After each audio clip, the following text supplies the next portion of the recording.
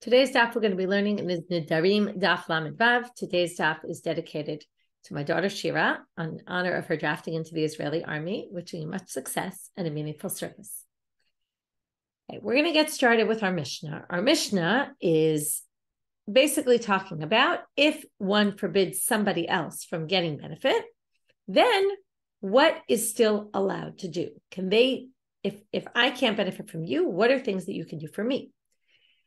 To which the Gemara had then asked the following question. We'll get back to one of the cases, as it's going to be used to try to prove an answer. We asked, when a kohen does a sacrifice, are they working as messengers of God, or are they working as a messenger of the person whose sacrifice they are bringing? To which the Gemara said, and what's the relevance? Well, if they're working on my behalf, then I'm getting benefit from them. So if the kohen were someone who I would be forbidden to benefit from, then I wouldn't be allowed for him to do it wouldn't be permitted for him to do the korban for me. To which the Gemara tried to say, if we say that the kohen is actually working as a messenger of us, then the Mishna says, Makriv alav kinei zavim, kinei zavot, kinei yoldot. And now we say, right, if we say they're working as our messengers, then kamahanele, then basically they're getting benefit, right? How can you get benefit by doing this? To which the Gemara said, wait, if that's the case, then it should have said you can do any sacrifices, because obviously the kohen can do any sacrifice for us. Why specifically did it mention these? To which the Gemara assumes that these are unique because they're mechusarei kapara. And then they basically say, only in mechusarei kapara, which are all sorts of sacrifices where you have a 7-day period, and then you're missing this last piece, those have a special law that basically anyone can do this on your behalf. They can bring the sacrifice for you, even if you have no knowledge. And why is this? Because, or what do we learn from this? That there is no shlichut at all. In these korbanot, no one's operating as a messenger of you, because anyone can really do this on your behalf. So that means there is no shlichut here. So that can't help us answer the question, because there's really no messenger. And theoretically, one could say that it sounds like if it was a different sacrifice, it wouldn't be allowed. And why is that? Because it seems that the kohen is operating as your messenger. Otherwise, it would have listed these in the Mishna. So these aren't listed because you really can't, and because the kohen is operating as a messenger of you. To that, the Gemara is going to ask a question.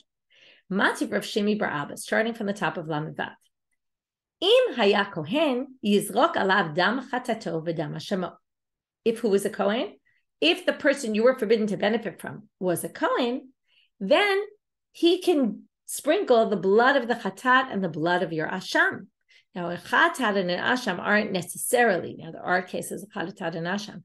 For example, the mitzora, where he brings a chatat or an asham and it's mechusar kippurim. But we're going to assume it's applying to any korban chatat, any sin offering that I bring, which isn't necessarily part of a process of 7 days, etc. Could be I ate chalev by accident, and now I have to bring a chatat, and it sounds like the kohen is allowed to do it for me. Sounds like he can do it, not like what we assumed before. To which the Gemara says, no. Just assume that this source is talking about dam chatato shel mitzorah v'dam hashamo shel mitzorah. It was specifically referring to the asham or chatat of a mitzorah, not of a regular sacrifice. How do we know this? Dichtiv, zo tiyeh Torah mitzorah. These are the rules for the mitzorah. Ben gadol, ben katan, just as we saw before. Torah means this applies across the board, whether it's a gadol, whether it's a katan, in which case, again, we're back to, it's only in this unique case, since it can be done for a katan, that means you don't need their knowledge. That means since, and this is really what Rabbi Yochanan said, since it can be done for katan without his knowledge, because katan never has knowledge, because their knowledge isn't considered knowledge, therefore it can even be done for gadol. This is what we call danim efshal mishe'i efshal. We can learn a case where it is possible, like a gadol does have that, but we can learn that from a case that's impossible. It's impossible for a young child who has to bring a korban mitzorah to bring it themselves, or for someone to bring it with their knowledge. So therefore, since we see from there it can be done without people's knowledge, therefore it can be done in another case without knowledge, and therefore someone doing it for you is not operating as your messenger. They're just operating as someone who's taking care of your korban, but not as your own messenger. So therefore, this case we thought was a question. In the end, we say, no. It's just like the cases that we were talking about. Mechusar Kippurim doesn't teach you anything about regular korbanot, which again would seem to imply when it comes to regular korbanot, the kohen can't do it for me because the kohen really is operating as my messenger. Another question, Tanan, says in a Mishna, Kohanim shepiglu b'mikdash. Here's a very famous issue. Pigul. Pigul is when the kohen, generally it's the kohen, has a thought. It could be a regular person also when they're slaughtering, but let's say the kohen is slaughtering the animal. Again, the slaughtering could be done by somebody else, but let's say while they're slaughtering or while they're sprinkling the blood, or doing one of the avodot of one of the important rituals, and they have in mind that they're going to, as they're slaughtering, they think about sprinkling the blood in the wrong time or in the wrong place, okay, outside the temple, or tomorrow, which is not allowed. If they now mess up my korban, now what's the problem? So number one, the korban doesn't work as korban. Number two, if I eat it, I get kared, okay, but now I basically have to bring another korban. So it says here in the Mishnah, if a kohen messed up my korban, now here's a great question. Mizidim chayavim.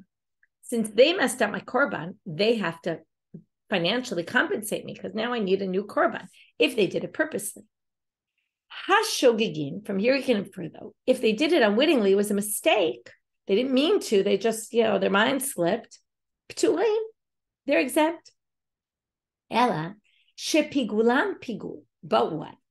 They're exempt from compensating me. So I don't have to buy a new animal for the korban. Okay, they don't have to compensate me. But pigul is pigul, meaning the animal is messed up. In other words, their thought that was a shogeg thought totally destroyed my korban. So now this meat is a problem, right? This animal can't be used for anything really. If I eat it, I get karet, and it was effective what they did to mess it up. Why does this relate to our topic? Well, if you say they're messengers of God, that's why it would work. And we don't really know why this is, but we're going to see the opposite. It doesn't make any sense. If they were working as my messenger, am I pigul? Why would their pigul be effective? If you're working as my messenger and you mess something up, I could claim le malay shlicha shavitach. I made you my messenger to fix things for me. I wanted you to bring my sacrifice. You messed it up.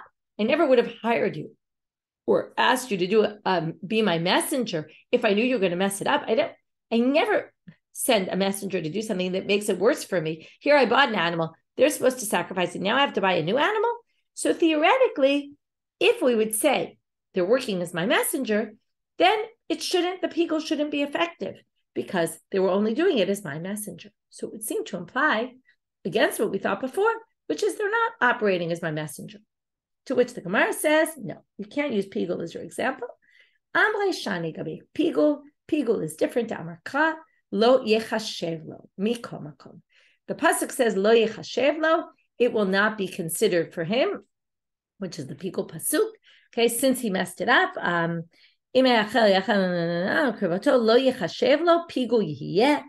the lo yichashev lo, it will not be considered for him. It will be considered pigul. It's a special drasha to teach you. This is pigul no matter what. In other words, this unique law by pigul that even though he was supposed to be my messenger and supposed to be helping me, since the machshava went wrong, okay, this is a whole interesting thing when we get to, I actually mentioned this in passing when we talked about the intro to Nedarim, that zvachim is a lot about your intent and what you were thinking in your head. And even if it was a mistake, it still messes up the sacrifice. So don't ask me for pigul. That's a unique halacha by pigul. Gufa. Now we're going to go back to what Rabbi Yochanan said about danim efshar mishi efshar. I'm giving this terminology. This is what the commentaries talk about. It doesn't appear in the wording of the Gemara, but it's something the commentaries discuss, that that's what's going on here in Rabbi Yochanan's approach. Hakol tzrichim da'at, all sacrifices. If someone's going to do it on my behalf, I need to know about it. It needs to be with my approval. Other than mechusar kapara, those cases where you're missing one element, you've done a whole process of 7 days, and you're missing one more sacrifice you bring on Day number 8, or sometimes it's a few sacrifices.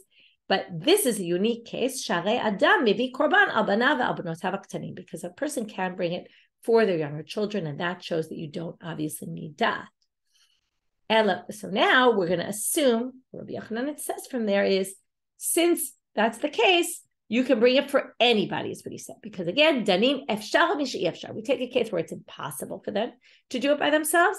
And therefore, we learn from there that since I can do it on their behalf when they have no dad, I can even do it on the behalf of someone else who has knowledge, but doesn't know specifically about this. I can go bring a korban on your behalf. To which the Gemara says, okay, well, if you're going to learn efshar mishi efshar, a case where it's possible from a case that's impossible, a person theoretically should be able to bring a chata. If I messed up and I accidentally ate chelev, which is forbidden fats, and then somebody wants to bring my korban chata on my behalf without my knowledge, it should work. How do we know this? That's something we saw on the previous page, that a man can bring sacrifices for his wife, even if she doesn't have capability of having knowledge. Okay, she's in the category of a shota.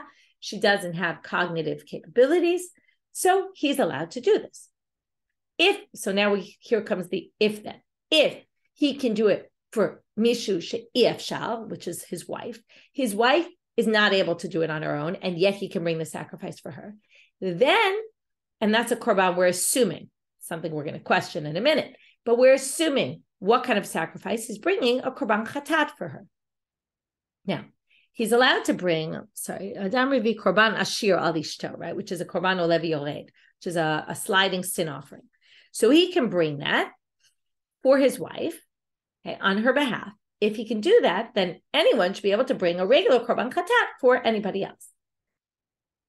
Alama amar Rabbi Elazar. If that's true, then according to Rabbi Yochanan, that we can learn efshar mishi efshar. Again, the efshar being a regular person, the efshar being the woman who's a shota. Then why does Rabbi Elazar say if I do it on my parents' behalf, it's not valid?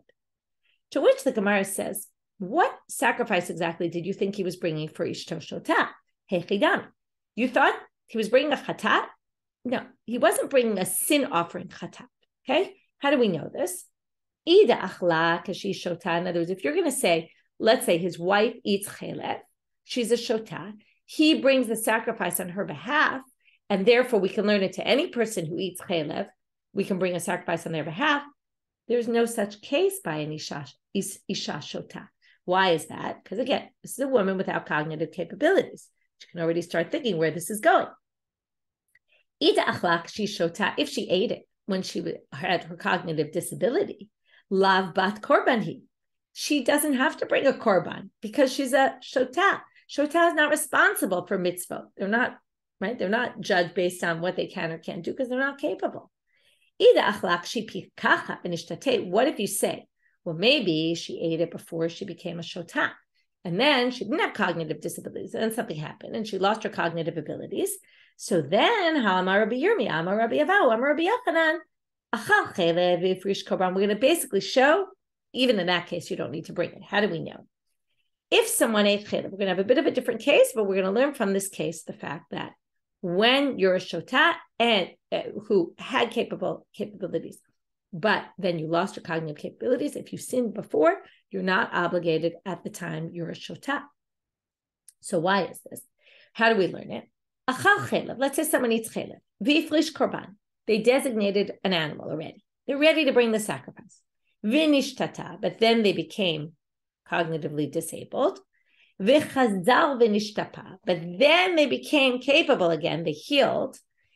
Pasul, you're disqualified. Well, meaning not this. The animal is disqualified. You can't use that animal anymore. This is going to be based on halacha called dichoy. Once you reject an animal from being sacrificed, you can't have it be sacrificed again. Since it was pushed off, it's pushed off. What does it mean it was pushed off? It means that while you became incapable, in that interim time period, the animal couldn't be brought as a sacrifice. Why? Because you're not obligated in a sacrifice. So here you see, okay, then with this storyline continues that if you then came back and became cognitively able, it doesn't really make a difference. This animal, you'd still be obligated in this case because now you're cognitively capable and you sinned when you were cognitively capable. But this animal you designated is no longer valid. Now, what do we learn from here? Why was the animal no longer valid in the middle? because when you're a shoteh, or shotah, you're not obligated in the sacrifice. So very simply, you can't, right? So therefore, again, where were we saying? There is no case of a shotah. If she's shotah now and wasn't at the time she sinned, we just proved she doesn't have to bring a sin offering. And if she was incapable at the time she sinned, she also doesn't have to bring a sin offering. So what case could we have if a husband bringing a sacrifice for his wife who's a shotah? There can't be a case of this at all. So now, there could really be a case, it would be more that she gave birth. That's different. That's not a sin offering for sinning. That's a korban chatat that she brings for giving birth. So that's a case where he could bring a korban for his wife who's shotah, but not in a way that it's similar to someone who ate chelev, and we're going to bring a korban for them. And that's why Rabbi Elazar says you can't bring chelev for them. Can't be learned out from the shotah case, the woman who doesn't have cognitive capabilities, because that's not the same thing. Elameata. Okay, let's try another option. Yavi adam pesach al chavero. Again, another option, questioning this idea that Rabbi Yochanan says we can learn a case efshar misha efshar, case where it is possible from a case where it's impossible. Since impossible, let's say, right, we had already a number of times. Someone can't do something, then they're going to where we can do it for them. And then even when they are capable, we could still do it for them without their knowledge. So now they say, what about this? Yavi adam pesach al chavero. One of the things we learned when we learned Masechet Pesachim is that, if you were with us, is that in order to do the korban pesach, you have to be part of minuyim. You have to have been part of the chabura, the group beforehand. You have to register, basically. If you're not registered and they slaughter the animal without having you in mind that you were one of the registrants, then it doesn't apply. You can't eat the korban pesach. So it sounds like Yavi adam pesach al chavero. Theoretically, you can slaughter the pesach with someone in mind, even though they didn't register. You can just include them on your own without their knowledge. Why is that? Again, if we say we can learn efshar from efshar, sheken adam mevi al banav al banotav ktanim, because a person brings the korban pesach based on, right, has in mind his children, his whole family. They all eat the korban pesach, even though they themselves aren't old enough to have knowledge and be able to know that they're part of the korban pesach. So therefore, again, they're efshar. A regular person is efshar, and if you can include them, you should be able to include everyone else. And again, alama ma Rabbi Elazar. Why did Rabbi Elazar say? Same Rabbi Elazar.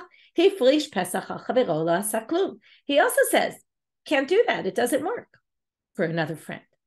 So Amar Rabbi Zeira, celibate avot, lav deoraita. He says this idea of a celibate avot, which means you have to be, that's where we learn you have to be registered before, is not a deoraita law. It's not a Torah law, meaning, okay, what does this mean really? What he's saying is you actually have to be registered from before, but your young children don't have to be registered from before. And therefore you can't learn from the young children because they don't even have an obligation on by Torah law to be part of the registry. You have to be registered if you're a grown-up, but if you're a child, you don't need to be registered. And that's why the father can include them, because there's not even a Torah law of doing this. How do we know this? Well, we're going to prove it from a Mishna. You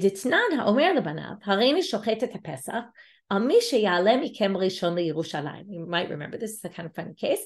The father says, I'm going to slaughter the Pesach for which of my children? For the one who gets to Jerusalem first. He was trying to encourage his kids to get to Jerusalem, to get there quickly. As soon as the first one gets his head and the majority of his body, crosses the finish line into Jerusalem, he earns rights to his portion, and he gets to bring his brothers in as well.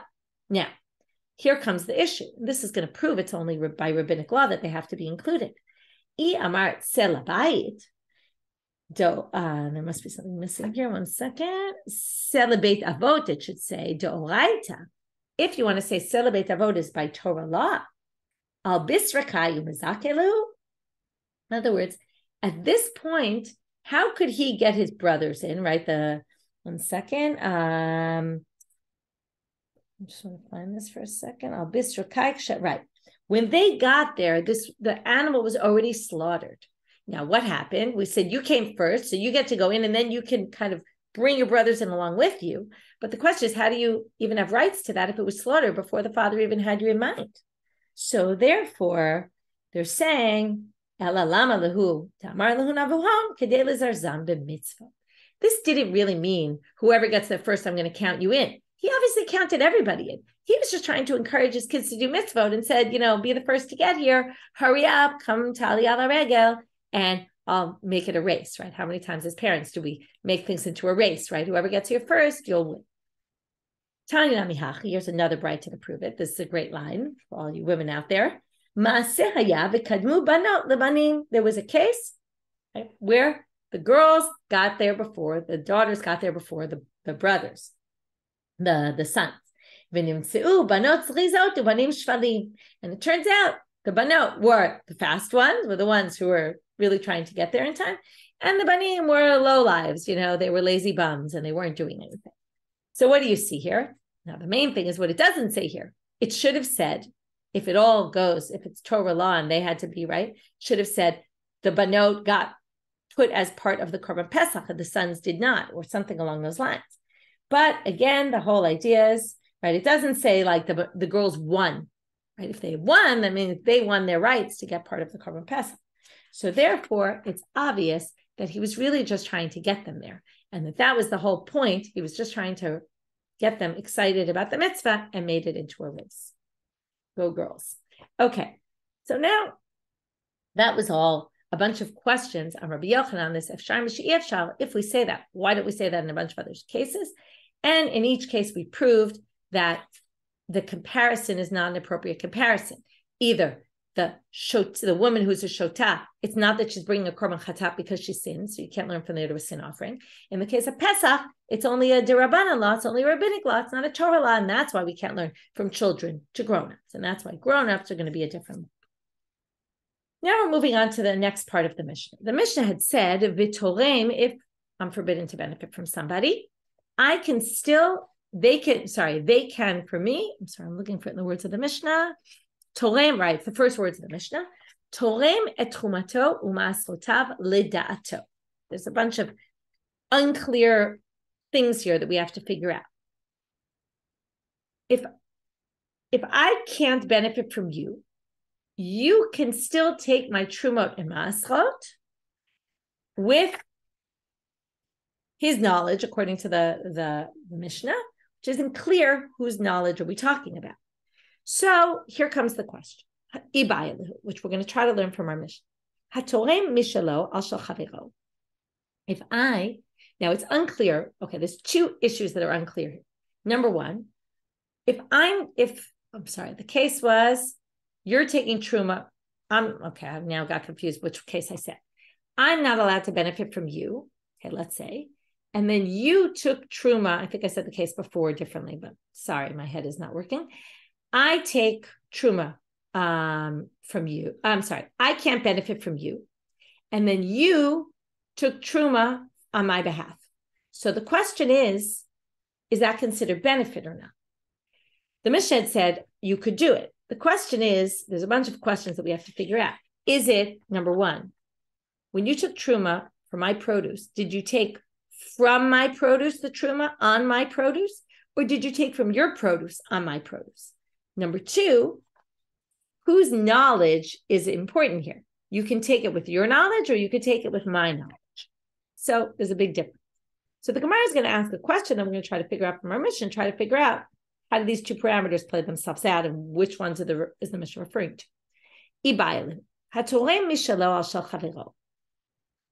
If you take from your own produce for my produce, I have lemons, you have lemons. You say, listen, I'm going to take my lemons. I'll take 2 of my lemons on your 100 lemons. Okay. So that's 1/50. You're going to take 2 of your lemons, take them as truma, and that frees up my lemons. It basically fixes my lemons. Okay. So now, can you do it without my knowledge? Or do you need my knowledge? Here are the two sides. Since you're doing something beneficial for me, in general, we say, you can do something to benefit someone else if they're not there, okay? Because it's good for me. So I don't mind. You can always do something good for me without telling me. You can tell me later and say, hey, listen, I just gambled for you in the casino and made you $100. Great. I'm not going to complain, right? That maybe you even used my money, but you made money, or I don't know, maybe that's not a great example because you could have lost money. But basically you could give me a gift without my knowledge. Okay. That's fine. So now, Dilma mitzvah dilehi v'nichalei me'abde. But maybe I'll say, if you came along and said, listen, I took truma from my produce for you, maybe I'll say, hey, I wanted to do the mitzvah. I wanted the truma to come from my produce. It's not good for me that you did it for me. I wanted to do it myself. So it's not necessarily a zchut for me. Okay? So let's try to see. Tashma, let's learn it from our Mishna. So again, I'm going to ask the question I mentioned before, which is, b'mayas kinam, what's the case? Ilema mi balakli al shabalakli. We took from, I was so confused. I was getting truma from you, right? I'm sorry, I can't benefit from you. And then you took the truma from me. So I'm the owner. So if it's you took from my produce on my produce, you took 2 out of my 100 and took it as truma. Ulidato demand. Now that's the first parameter. Now we have to do the second parameter, according to whose wishes, right? Whose knowledge did it have to be that you did it according to the Mishna for this to be working? Ilema delay. If it means based on your knowledge, meaning you did it yourself, man shavya shaliach. Can't be you did it on your knowledge without my knowledge. Who said I wanted to take truma, and who said I wanted those lemons? I gave you no rights to come into my property, take truma from my property, on my property. Who are you to do that? Can't possibly do that. Let's say you did it for me. Well, if you did it with my knowledge, what does that mean? It means, in other words, you're my shaliach. You're my shaliach to do my truma. What did the Mishna say? You're allowed to do that for me, but you're benefiting. You're doing something that's benefiting me. I'm not allowed to benefit from you. So if you're my messenger, I certainly can't benefit from you. So it can't possibly be the case of, so we're rejecting the possibility that it's from your pot, from my produce for my produce. You're taking truma from my produce for my produce, which means that's not the case of the Mishna, which is going to lead us to say it must be you're taking it from your own. And then it's going to lead us to getting an answer, because that was what our question was about. Our question was, what we basically have to prove is that our Mishna is talking about exactly the question. The question was, if you take from your property on my property, do you need my knowledge or not? Now we're going to figure it out from our Mishna, because it obviously is our Mishna talking about that case. So therefore, obviously you were taking truma from your produce on mine. You took your 2 lemons on my 100 lemons. Ulida'ato deman. Now we get to wait upon whose da'at, though. Whose knowledge was it? Ilema, again, we have the 2 possibilities. Ilema lida'ato debalakli. If it's that I asked you to, you're doing it upon my permission. Kamahanele. Again, it's true you're taking from your property, but you're doing it because I asked you to. So that means you're my shaliach. That means I'm benefiting from you. That can't be in the Mishna, because the Mishna is telling you cases where if I can't benefit from you, still you could do the following things for me. So what are we left with? Elalav lidate dinafshe. It must be you did it on your own. Lida'ato means on his own, not my own wishes, but your own wishes, meaning I didn't know about it. Umishalo torem shel chavero. And now it's saying, again, you're taking from your lemons on my produce without telling me. So now we're going to get an answer. Again, if you say you need knowledge, I needed to know about it, then you're benefiting me. Elalav ein sarich da'at. It must be I don't need to know about this. And therefore, it seems like if you want to take from your lemons on my lemons and fix my lemons, so to speak, by taking truma from your stuff, and I don't know about it, we say, Zachin la'adam shelo b'fanav, you can benefit from me, and I can't claim, oh, I wanted to do the mitzvah. That seems to come out of our Mishna. Because, again, process of elimination, we got to the fact that the only kind of case this must be is that I don't know about it, because as soon as I know about it, it must be you're my messenger. And if you're my messenger, I can't benefit. To which the Gemara says, Let's go back and say this has nothing to do with our case. Really, you came along, took truma from my produce, on my produce, not your own, which means it has nothing to do with the question. Kida Amarava, as Rava says, which was Ba'omer, Kol HaRotzeh Litrom Yavo V'Yitrom, as Rava says somewhere else, which we're actually going to see somewhere else in a minute. It's a case where I said, anyone who wants to come can come and take my truma for me. I have truma that needs dealing with. Anybody who wants to can come do it. Hachanami, just like he says in a different place, Hachanami, same thing here, Ba'omer, blah, blah, blah. Okay, Ba'omer, Kol HaRotzeh Litrom Yavo V'Yitrom. That means I made a declaration. Whoever wants to can come do this. When you came into my property, took my truma for me, that's not really benefit because I didn't make you my shaliach. You did it with my knowledge because I said anyone who wants to should do it. So it was with my knowledge, but that's lidato. You did it with my knowledge, but you did it in a way that I said, I don't care who does this. So you weren't benefiting me in any way. It's interesting to think because in the end you did, and well, let's say no one else did. But the assumption is there were 10 other people who could have done it. You were the one who happened to do it. That's not called benefiting. Even though I am mudar hana'ah from you, I can't get benefit from you. In that case, I could. In which case, again, it doesn't answer our question. So our question was, does it need knowledge or not? Can you do it? Again, if you're taking from your produce on my produce, can I say, I wanted to do the mitzvah, or can you do it? And we don't have an answer because we tried to learn it from our Mishna. In the end, we said that's not the case of our Mishna. Another question.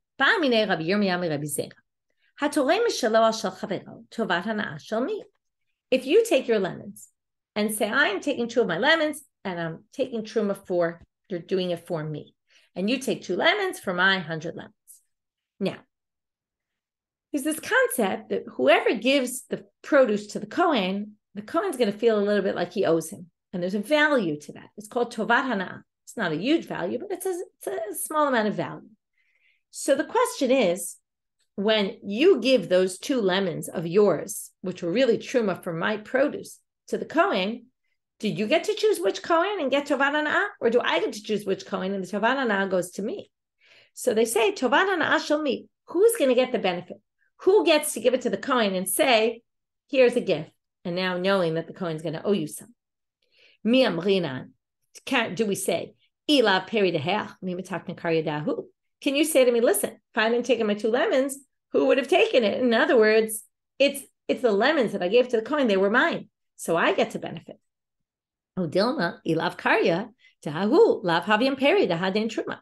If you only had 2 lemons, I could, even if you have more, but still, your 2 lemons that you took as truma on my produce, if you hadn't had my produce, those 2 lemons wouldn't be truma. You would take a teeny part of it, right? So if it weren't for my lemons, my 100 lemons, your 2 lemons wouldn't be truma. It is a classic philosophical argument, which is more important. The actual ones that we're taking as truma, or the fact that there's a whole pile of which is obligated in truma. So Amar Le, Rabbi Zeira answers. We're going to have 2 answers to this question. Rabbi Zeira answers, Amar Kra, et kol tfuat zaracha. Okay, this is a pasuk about taking masrot. Et kol tfuat zaracha. Okay, your property, that means whoever is the owner of the property. My lemons, I get to decide who it goes to. V'natata. It says et kol tfuat zaracha v'natata. The next word after zaracha is v'natata. So there you have. Just 1 second. It's actually not the next word. It's the next part. That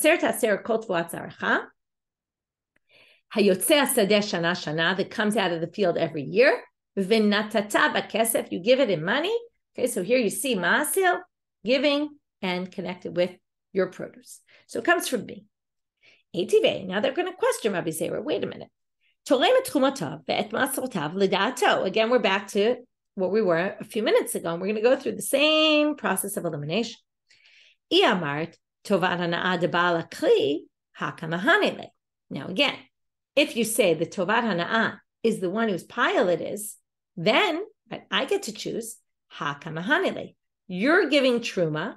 Again, the question all becomes, if you're giving truma if it's the case that we thought of originally, we're now back to where we were when we started the last sugya, which is, we assumed we're talking about you gave from your produce on my produce.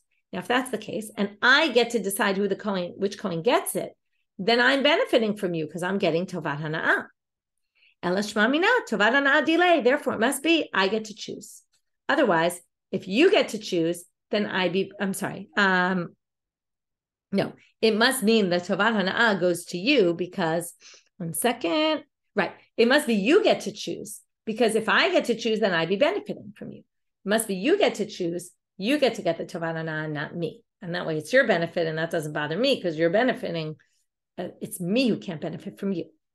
So they say, no, Amre, lo mishabala kri al shabala kri. Lo. It's not what you thought, that it was you're taking your produce on mine. It's not the case that we're asking about at all. Mishabala kri al shabala kri uledato debala kri. Again, this is where we concluded last time. It's my produce. You're taking my produce to take truma on the rest of my produce. You're taking lemons from my field to fix the rest of my field of my lemons. And ledato debala kri. And I know about it. Ba'omer, and it must be, as we concluded just 2 minutes ago, Ba'omer, and it's in a case where I said, whoever wants to come and take truma can take truma. And then I'm not benefiting from anything you're doing. And then again, it's not a case where you took from your produce, and therefore it doesn't teach us anything about the tovat hana and who it goes to. So we tried to question him, but in the end, we didn't. So again, Rabbi Zeira said, it all goes to me. I'm the owner. It goes by me. I get to choose which kohen, even if you took the lemons from your tree. Tashma, but here we're going to have a different opinion of Rabbi Yochanan. He's now going to talk about 3 laws. The last one is our law, but we'll go through the other 2 before. There's a law that when I redeem, let's say I have maser sheni fruits, and I want to redeem them onto a coin, I have to take the value of the fruits and I have to add a 5th. But if for some reason you were the one who redeemed my produce, you don't have to add the 5th. However, when it comes to an animal, if I designate the animal for a sacrifice and then we redeemed the animal for whatever reason and you redeemed it, I had to bring a sacrifice, you designated the animal for my sacrifice. If you're the one who designated the animal and you're the one who redeems it, it's as if it's yours and you actually have to add the 5th. However, a little bit differently, this next law, mitkaper oset tmura. Truma is a halacha we mentioned a little while ago. It's a halacha where I designate an animal. That's just the regular law. I designate an animal for a sacrifice. And then I said, I don't want this animal. I want a different animal. The law is I'm not allowed to do that. However, it's effective what I did, which means both animals are sanctified. Hu utmuato yeh kadosh. So the original animal stays with its sanctity and the new animal takes on sanctity. Comes the halacha here and says, it's only though the mitkapel who can actually affect tmura. That means if, let's say, you designated an animal, like we said a minute ago, for my sacrifice, and then you decided, so in that case, if you redeem the animal, you'd have to pay an extra 5th. It's considered yours, but it's not considered yours for laws of tmura. So tmura means substitution. So if you said, I'm switching the animal for a different one, the second animal is actually not sanctified at all. Okay, first of all, you haven't done anything wrong, and it's not effective. But if I do it, I'm the mitkaper, I'm the one who needs to bring the korban. If I tried to switch the animal that you chose, or the animal I chose, either which one, I try to switch it, then it's going to be tmura. And the third halacha is, hatorei mishalo she'eno shalo, tovat hana'ah shalo. Here's our case, and here's the halacha against Rabbi Zeira. If you take from your produce on my produce, the tovat hana'ah goes to you, not to me. You get to choose which kohen to give it to. Okay, last thing for today. We're only going to start this really like a teeny little bit. If it doesn't make sense, when we learned the Mishna, it really doesn't make sense. If I can't benefit from someone, you can teach me midrash and halacha, but you can't teach me an agadot, but you can't teach me Tanakh. What does that have to do with anything? So mikra, my time alo yilamdenu, mishum de kamahanele. Must be you're benefiting me. Midrash nami kamahanele, but midrash also you're benefiting me. Now the assumption is that it must be that normally teachers get paid and you're teaching me without charging me. So that's a benefit I'm getting, because I'm getting a free service that normally costs money. So therefore the Gemara answers, Amar Shmuel answers, it must be that normally it must be in this place, people where the Mishna was written, people take money for teaching Tanakh, but they didn't take money for teaching midrash. Okay, well, that would be a good question. The Gemara is going to have a lot of issues with this in general. We'll get to this tomorrow. But because of that, since they don't take money for midrash, if you teach me midrash, you haven't given me any hana'ah. Okay, so there's the hana'ah, I learned Torah, but that's a mitzvah. And we learned already mitzvah are not given for hana'ah mitzvot. They're not to benefit me. It's not like I benefited because I got a mitzvah. So if I taught you Torah, I didn't benefit you. Okay, only if it costs money and I didn't charge you, then it's a benefit. To which the Gemara said, my psaka. But it makes no sense that the Mishnah distinguishes between mikra versus midrash and halachot and agadot. It could be, right, there's some places that maybe teachers do charge for midrash and agadda, and there's some places where they don't charge. There's some places where they charge for midrash, some places where they don't. So it doesn't make sense. If it all has to do with do they charge or do they not charge, that's what the Mishnah should have said, and not distinguish between Tanakh and midrash and halachot and agadot. So I'll leave you with that question, and tomorrow we're going to try to understand this Mishnah a little bit better. That's it for today. We had a bunch of questions. We tried to answer them. Some of them we really came up with no answers. Some of them, right, each time we brought our Mishnah to try to give an answer, often though we said maybe our Mishnah is not really talking about that case. And, in the end, our third question, we basically had a machloket between Rabbi Zeira and Rabbi Yochanan about who gets the tovat hana'ah if you take truma from someone else's produce, your produce on mine. Okay, with that, we'll finish for today. Have a great day, everyone.